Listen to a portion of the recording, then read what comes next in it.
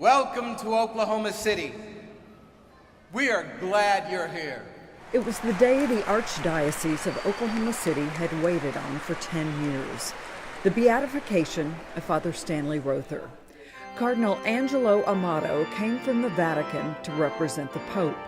Beatification ceremonies were always held in Rome, but Pope Francis changed the rules, making way for the services to happen locally in the diocese from which the candidates came. We gather to honor the life and witness of venerable servant of God, Stanley Francis Rother. Father Rother was a farm boy from Okarchi, murdered in 1981 in the Guatemalan mission where he served.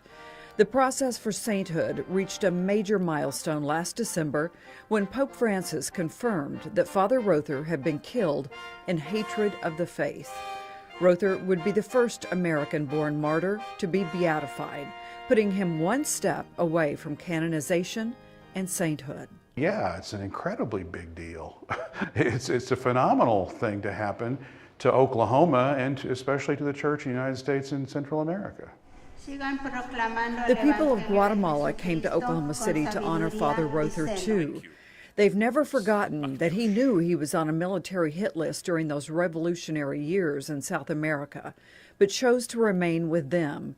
He simply said a shepherd does not run at the first sign of danger. I'm so glad. I think it's not only for a festival today for Oklahoma, that's for Guatemala too, because we feel like he's our family.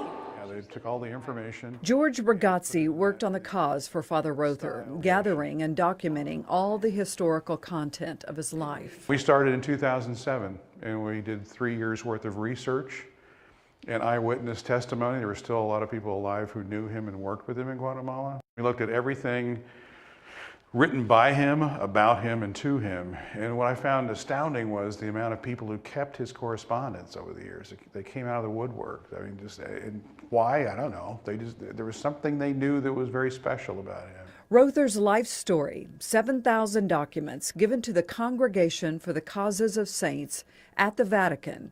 It took another 2 years for it to be compiled into this Positio Dossier in Rome for the committee and Pope Francis' unanimous approval. George keeps a copy at the Oklahoma City Archdiocese. To think that a farmer from Okarchi is now looked at by the Universal Church as a blessed on the road to canonization is nothing short of amazing. Before the beatification, Father Rother's body was moved from Okarchi to this chapel at the Oklahoma City Diocese. The Vatican requires the body be exhumed and secured. Rother will eventually be buried at a new cathedral in Oklahoma City being built in his name. It normally takes 2 miracles for canonization, but because Father Rother was a martyr dying for his faith, the first miracle is waived.